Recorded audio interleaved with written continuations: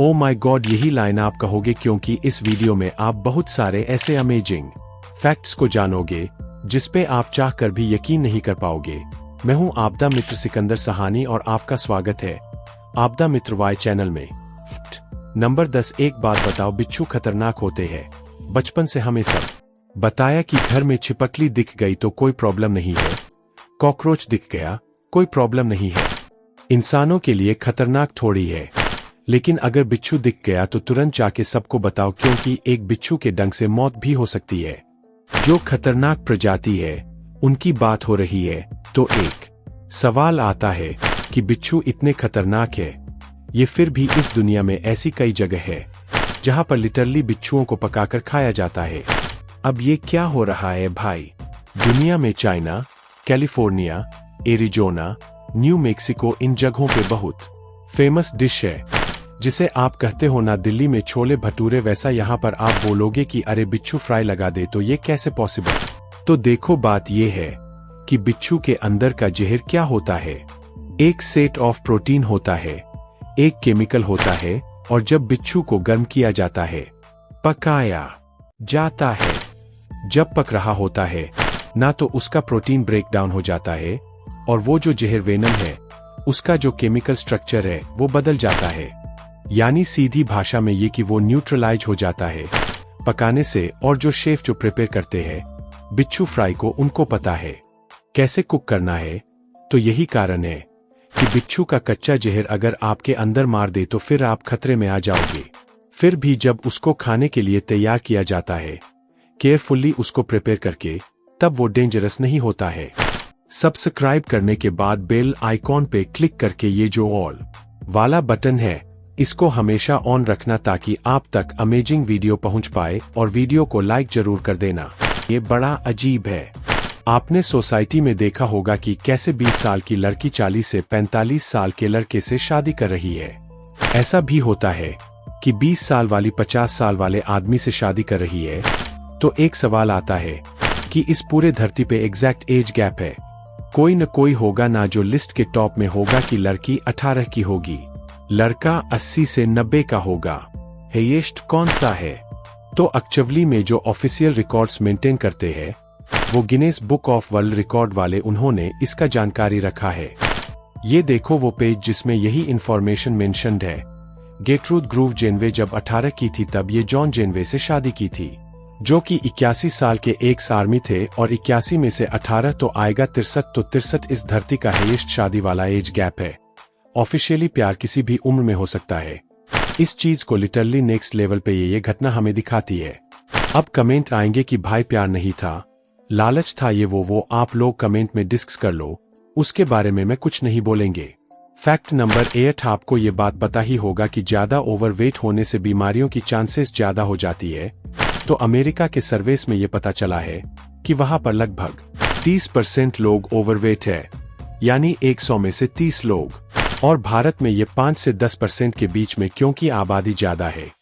इसीलिए तो पूरे धरती को जब आप स्कैन करोगे ना, तो टॉप में जो कंट्री आएगा वो आपको बता रहा हूँ। नॉरू नाम का एक कंट्री है, वर्ल्ड मैप में यहाँ पे है, छुटका सा बहुत। और यहाँ पे जो ओवरवेट होने का रेट है वो 19 से 4.5% है।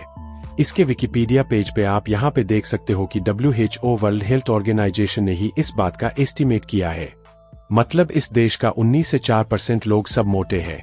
वहाँ पे आपको गलियां कुछ ऐसी दिखेंगी, हर कोई मोटा मोटा कूल थूल पर हाथ, आपको पता है। एक बार चार्ट में टॉप पे इसीलिए आता है क्योंकि ये नवरू का पॉपुलेशन नॉइस 12,000 है। सिर्फ 12,000 के सैंपल साइज में 19.4% आना कोई बड़ी बात थोड़ी है, पर फिर भी चार्ट्स पे ये ऑफिशियली टॉप पे आता है। नंबर 7, ये एक अल्ट्रा डीप है और आपको थोड़ा एक्स्ट्रा फोकस से सुनना होगा। देखो, एक थियरी है नॉइस कि जब इंसान मर रहा होता है, जैसे कि मान लो कोई मर रहा है, उसकी आंखें बंद हो रही है, उसका ब्रेन स्लो पड़ रहा है, तो एक थियरी है जो कि ये बताती है कि हो सकता है कि एक मरते हुए इंसान को जो टाइम है वो बहुत स्लो फील हो। और आप कहोगे हाँ, टाइम स्लो फील होगा, तो इसमें बड़ी बात क्या है? टाइम का पर्सपेक्टिव होता है। तो एक डीप लाइन को सुनो। ऐसा हो सकता है कि जो मर रहा है उसको लगे कि 1 साल से वो वैसे ही पोजीशन में है। मैं फिर से कह रहा हूं, जो मर रहा है। हो सकता है कि उनका टाइम परसेप्शन इतना स्लो हो कि वो अपने आप को सालों ट्रैप पाते होंगे, क्योंकि टाइम कैसे चल रहा है ये आखिरकार आपका ब्रेन केमिकल ही ना मैनेज कर रहा है। आपके ब्रेन के साथ अगर मैं छेड़छाड़ करूं और कोई इंजेक्शन दे के सुला दूं, आपके बॉडी को फ्रीज कर दूं, तो सिर्फ उस केमिकल के चलते आपको ऐसा फील होगा आपके कॉन्शियसनेस को कि आप 1 साल से वहीं पे लेटे हुए हो, जबकि एक्चुअली में 5 मिनट ही रियल लाइफ में बीता होगा। तो रिस्पेक्टिव परसेप्शन की बात है। तो कई लोगों ने इसी बात को थ्योरिस किया है कि मरते वक्त इंसान को बहुत आराम से लाइफ की सारी इवेंट्स की समरी दिखती है और बाहर की दुनिया के लिए तो 5 मिनट बचा होगा और वो छाती पे ऐसे ऐसे उसको जगाने की कोशिश कर रहा होगा। पर इस थियरी के हिसाब से मरते हुए इंसान का परसेप्शन इतना स्लो हो जाता होगा कि उसको कई महीने और साल फील होते होंगे। देखो, बहुत अजीब सी बात है, मुझे भी पता है, लेकिन बात यह है कि सब दिमाग का खेल है। इसको ऑल्टर किया जाए तो पूरा परसेप्शन ऑल्टर हो जाएगा। तभी तो जो लोग कोई सबस्टेंस, नशीला, ये सब चीज को लेते हैं तो अजीब चीजें दिखने लगती है जो एक्चुअल में है भी नहीं, तो कोई भी एक्सपीरियंस को किया जा सकता है न्यूरोकेमिकल्स के जरिए। हाँ, लेकिन यह मरने के समय दिखता है। महीनों सालों तक इस बात को तो कोई चाह के भी कंफर्म नहीं कर सकता है, क्योंकि यह मरने के वक्त होता है और मरने के बाद कोई कैसे बोलेंगे कि हाँ मुझे दिखा था। हाँ, और एक बात जो नियर डेथ एक्सपीरियंस होता है ना, जिसमें इंसान जग जाता है, हस्ती से जग जाता है, तो उसमें तो वह मरा ही नहीं होता है। तो यह जो एक्सपीरियंस की बात हो रही है, यह एक्चुअली में जब सोल निकलता है तब होता है। अकॉर्डिंग टू थ्योरिस्ट बड़ा डीप था, लेकिन यह सोचने के वर्थ था। नंबर 6, कई बड़े बड़े शहरों में जो टियर 1 सिटीज है, उनमें आपको आजकल ऐसे बाहर लॉन्च होते हुए दिख रहे होंगे जिसमें आप जाकर ऑक्सीजन ले सकते हो। पूरे ऑक्सीजन लोग 15 मिनट तक, ऐसा लिखा हुआ है। तो क्या सच में पूरे ऑक्सीजन होता है?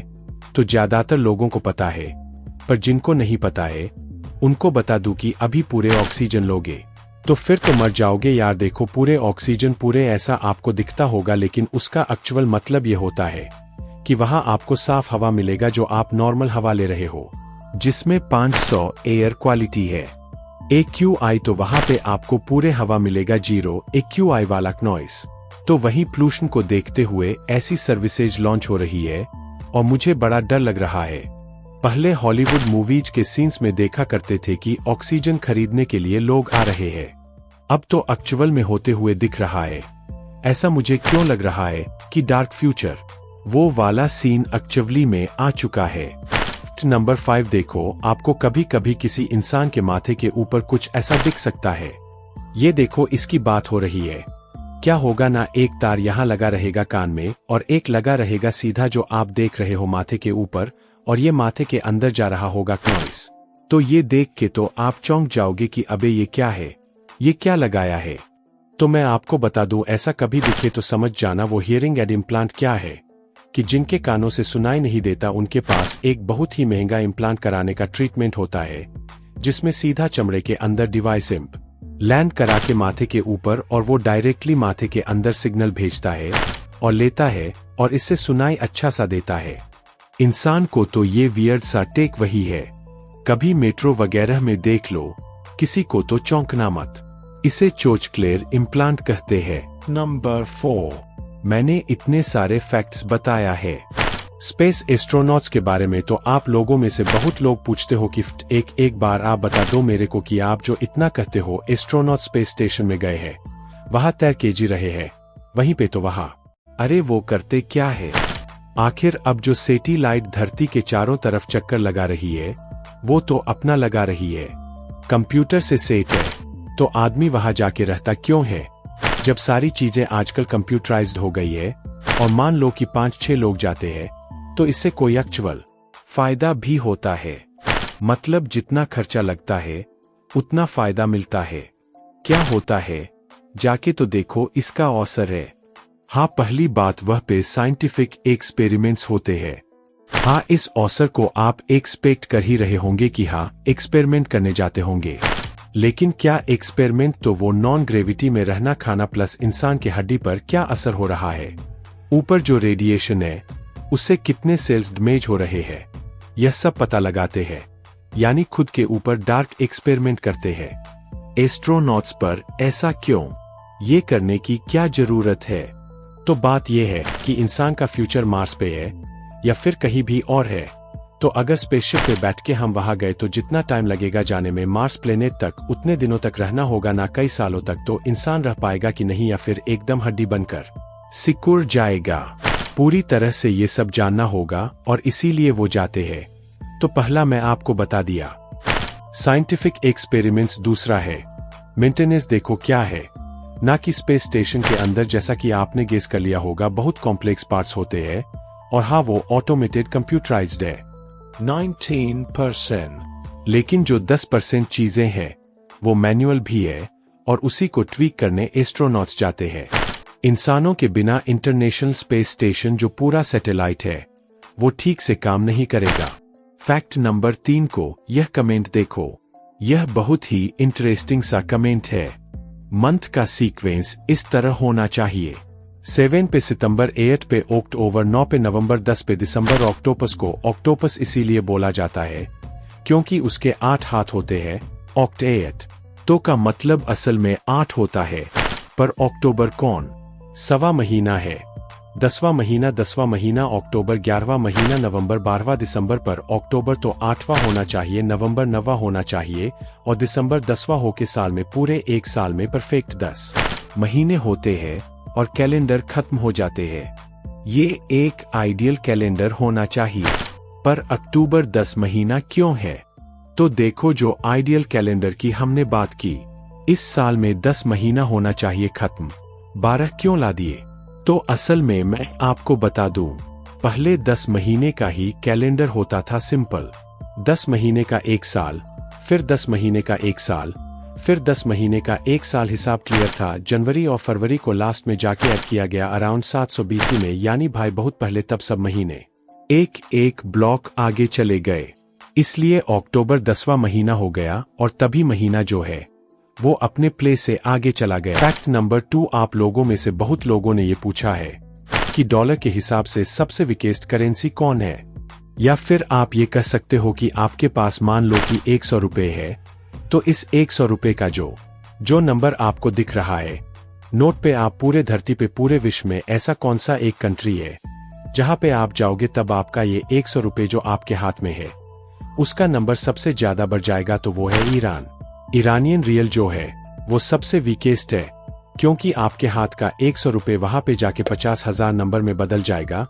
आपके पास जो 500 रुपए का नोट है वो ईरान में जाके 2,50,000 IRR बन जाएगा। फैक्ट नंबर 1, अमेरिका के FBI के बारे में तो आपने सुना होगा। FBI को दुनिया का सबसे इंटेलिजेंट इन्वेस्टिगेटिव एजेंसी माना जाता है, और पूरे विश्व भर में इनके जो एजेंट्स हैं वो फैले हुए हैं, जो कि देश विरोधी चीजों के बारे में पता लगाते हैं कि कोई साजिश तो नहीं कर रहा। तो एक FBI एजेंट जिसका नाम है रॉबर्ट हेंडरसन, उसे एक मिशन दिया गया कि वो ये पता करे कि FBI के अंदर ही एक ऐसा इंसान घुस गया है जो इंफॉर्मेशन को लीक कर रहा है। फाइल्स का जांच किया कि ऐसा कौन हो सकता है हमारे ही टीम में रह के गद्दारी कर रहा है।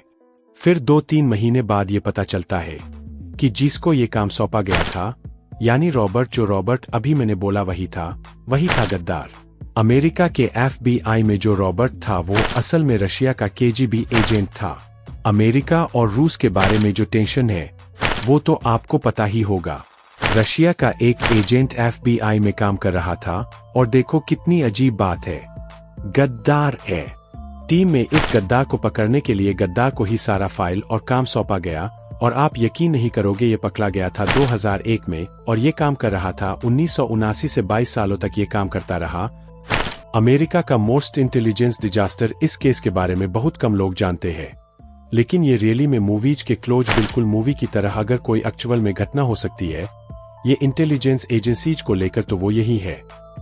तो ये थे आज के सारे अमेजिंग फैक्ट्स। मुझे कमेंट करना ये वीडियो कैसा लगा, और वीडियो को शेयर जरूर करना, और सब्सक्राइब करके ऑल जरूर ऑन रखना। Thank you for watching. मिलते हैं अगली वीडियो में।